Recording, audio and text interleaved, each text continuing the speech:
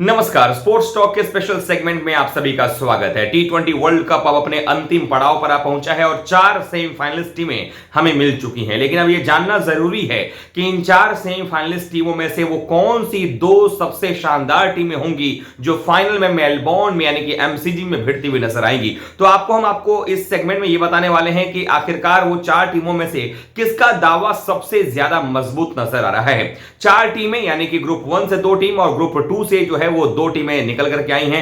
Group 1 से top किया है न्यूजीलैंड ने 7 अंकों के साथ, जबकि उसके ठीक नीचे 7 अंकों के साथ ही नेट रन रेट के आधार पर दूसरे नंबर पर रही है इंग्लैंड की टीम। और ऑस्ट्रेलिया जो कि मेजबान रहा उस ग्रुप से वो अपने ही घर में ग्रुप स्टेज में ही बाहर हो गया।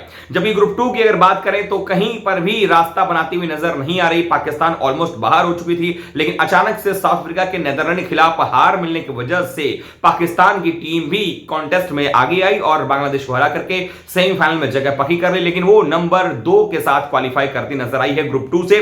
जबकि ग्रुप 2 में टॉप पर करती नजर आई है भारतीय टीम 8 अंकों के साथ में। जिम्बाब्वे को हराने के बाद भारत के 8 अंक हो गए और भारत अगर ओवरऑल ग्रुप में देखें, दोनों ही ग्रुप मिलाकर तो सबसे ज्यादा अंक प्राप्त करने वाला ये टीम रहा है। अब बात यह है कि आखिरकार भारत का सामना इंग्लैंड से होने वाला है। यह मुकाबला खेला जाएगा एडिलेड में 10 तारीख को और 9 तारीख को मुकाबला खेला जाएगा पाकिस्तान बनाम इंग्लैंड और वो मुकाबला सिडनी में खेला जाएगा। 2 ऐसी पिचेस जो कि एशियन सबकॉन्टिनेंट के विकेट के काफी क्लोज मानी जाती हैं, काफी उसके करीब मानी जाती हैं और यहां पर हमारे एशियन सबकॉन्टिनेंट की जो टीमें होती हैं उनको खेलने में बड़ा मजा आता है। तो ऐसे में क्या भारत के पास चांस इंग्लैंड के खिलाफ खेलने में ज्यादा है या पाकिस्तान का न्यूजीलैंड के खिलाफ ज्यादा चांस है? क्या हम अभी ये कह सकते हैं कि न्यूजीलैंड की टीम के पास में कोई चांस नहीं होगा पाकिस्तान के खिलाफ में, या इंग्लैंड के पास कोई चांस नहीं होगा, या भारत के पास चांस ज्यादा होगा? दरअसल अगर पहले सेमीफाइनल मैच की बात करें तो इंग्लैंड और पाकिस्तान का मुकाबला होना है, माफ कीजिएगा न्यूजीलैंड और पाकिस्तान का मुकाबला होना है। और ऐसे में एक बड़ा जो सवाल उठता है वो ये है कि क्या सिडनी के मैदान में इतने सारे रन बना करके दे पाएगी पाकिस्तान की टीम जिसको कि पीछा ना कर पाए न्यूजीलैंड, या न्यूजीलैंड अगर उतने रन बना देती है 180 प्लस तो क्या पाकिस्तान चेज कर पाएगा? सबसे बड़ी और सबसे इंपॉर्टेंट चीज न्यूजीलैंड और पाकिस्तान के अगर मुकाबले को देखें उसमें यही निकल करके सामने आ रहा है कि न्यूजीलैंड की टीम ओवरऑल काफी दमदार नजर आ रही है। उनकी कंसिस्टेंसी पूरे टूर्नामेंट में शानदार रही है। उन्होंने कुल मिलाकर देखे तो पहले ही मुकाबले में ऑस्ट्रेलिया को 89 रनों के अंदर से हराया था। उसके बाद उनका एक मैच रद्द भी हो गया था। एक मैच उनको हार का सामना इंग्लैंड से करना पड़ा, बट वो मैच भी बड़ा शानदार रहा था।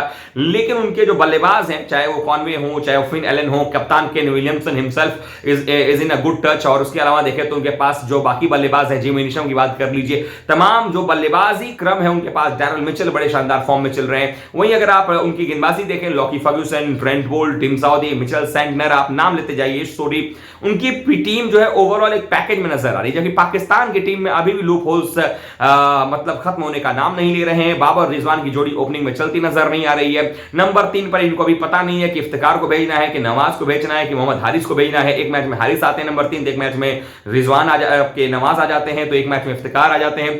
तो ऐसे में बैटिंग ऑर्डर को सेट करना जरूरी है, क्योंकि बैटिंग ऑर्डर भी सेट नहीं है और फॉर्म में भी इनके ओपनर्स नजर नहीं आ रहे हैं। जबकि न्यूजीलैंड देखें तो उन्होंने 65 रन ठोक दिए थे 6 ओवर में ऑस्ट्रेलिया की बॉलिंग लाइन के खिलाफ में, लेकिन इसी सिडनी के मैदान पर। लेकिन पाकिस्तान को देखें तो वो 35, 36, मैक्सिमम 40 जाते हुए नजर आते हैं 6 ओवर में और विकेट भी गिर जाता है सो अलग।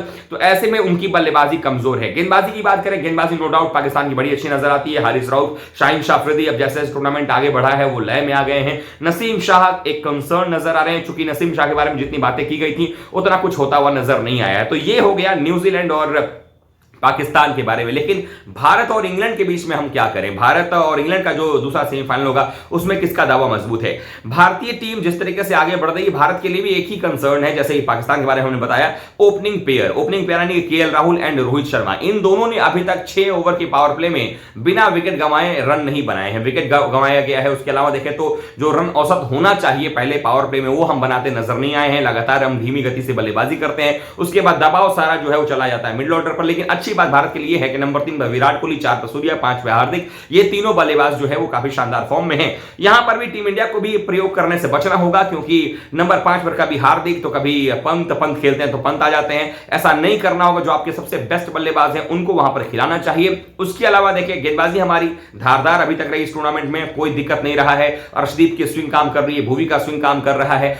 हार्दिक पांड्या आकर अच्छा काम कर रहे हैं, मोहम्मद शमी की शानदार गेंदबाजी रही है, तो गेंदबाजी में कोई शिकायत नहीं है। अक्षर यहां पर अश्विन अच्छी गेंदबाजी कर रहे हैं, लेकिन क्या अक्षर पटेल को खिलाने का मौका मिलना चाहिए? अब ऐसा लग रहा है कि अक्षर पटेल जिस तरीके से गेंदबाजी कर रहे हैं शायद वो नर्व से कंट्रोल नहीं कर पा रहे हैं, और इसका मतलब यह होगा कि टीम इंडिया अगर चाहे तो बदलाव अक्षर पटेल की जगह पर कर सकता है। क्या वहां पर अब चहल आएंगे या कोई और ऑप्शन नहीं भारतीय टीम ढूंढ रही है, उसके बारे में उनको विचार कर लेना चाहिए, क्योंकि सेमीफाइनल में आप एक गलती करेंगे और आप बाहर हो जाएंगे, तो ऐसी गलती आप ना करें। तो उसके लिए जरूरी है टीम इंडिया उस तरीके से काम करे, लेकिन हम होप ये करेंगे कि हमारे जो ओपनर्स हैं वो भी अच्छा करते नजर आए, क्योंकि इंग्लैंड के ओपनर्स उनके पास ये काबिलियत है, और हमने देखा भी किस तरीके से उन्होंने श्रीलंका के अगेंस्ट में 6 ओवर में 70 रन ठोक दिए थे एलेक्स हेल्स और जॉस बटलर ने मिलकर के। हालांकि वो अच्छी बात है कि श्रीलंकाई गेंदबाजी इतनी शानदार रही कि उन्होंने कमबैक कर लिया, लेकिन ये हर मैच में नहीं होगा। उनके पास अगर ज्यादा देर तक वो टिके रह जाएंगे तो बल्लेबाजी में देखें तो उनके पास में बेन स्टोक्स भी मौजूद हैं, उनके पास में जॉस बटलर और एलेक्स हेल्स के अलावा अगर देखें तो नीचे मोइन अली बैटिंग करने के लिए आ जाते हैं, लियाम लिविंगस्टन उनके पास में बल्लेबाजी में है, सैम करन बैटिंग करना जानते हैं, क्रिस वोक्स बैटिंग कर लेते हैं, गेंदबाजी भी उनकी बड़ी शानदार नजर आती है। उनके पास में क्रिस वोक्स, बेन स्टोक्स शुरुआत कर रहे हैं, सैम करन की तो खैर क्या ही कहें, शानदार गेंदबाजी इस पूरे टूर्नामेंट में रही है। तो उसके अलावा अगर देखें तो मोइन अली हाथ फेर लेते हैं गेंद के ऊपर में, आदिल रशीद जो है वो शानदार गेंदबाज हैं। ओवरऑल दोनों ही अगर हम मुकाबले देखें सेमीफाइनल के, जो पहला मुकाबला सिडनी में खेला जाएगा न्यूजीलैंड वर्सेस पाकिस्तान, और दूसरा मुकाबला जो एडिलेड में खेला जाएगा इंडिया वर्सेस इंग्लैंड, ये काफी शानदार मुकाबला होना है, लेकिन अभी भी कुछ कमियां हैं जिसको दूर करने की आवश्यकता। अगर दो दूर हो जाती है तो निश्चित रूप से भारतीय टीम इंग्लैंड को हरा सकती है, पाकिस्तान की टीम न्यूजीलैंड को हरा सकती है, लेकिन कागजों पर और फिलहाल अगर रिसेंट परफॉर्मेंसेस देखें तो जो स्पोर्ट्स टॉक का मानना है, जो हम ये सोच रहे हैं, हमारे लिहाज से न्यूजीलैंड की टीम बीट करेगी पाकिस्तान की टीम को पहले सेमीफाइनल मुकाबले में, they will qualify to the final, और भारतीय टीम इंग्लैंड को पराजित करेगी और फाइनल मुकाबला भारत बनाम न्यूजीलैंड का होगा एमसीजी के मैदान में। आपकी क्या राय है, आप क्या सोचते हैं, किसके बीच में हो सकता है फाइनल? आप कमेंट करके बताइएगा, वीडियो को लाइक कीजिएगा, शेयर कीजिएगा, चैनल सब्सक्राइब नहीं किया तो जरूर कर लीजिएगा।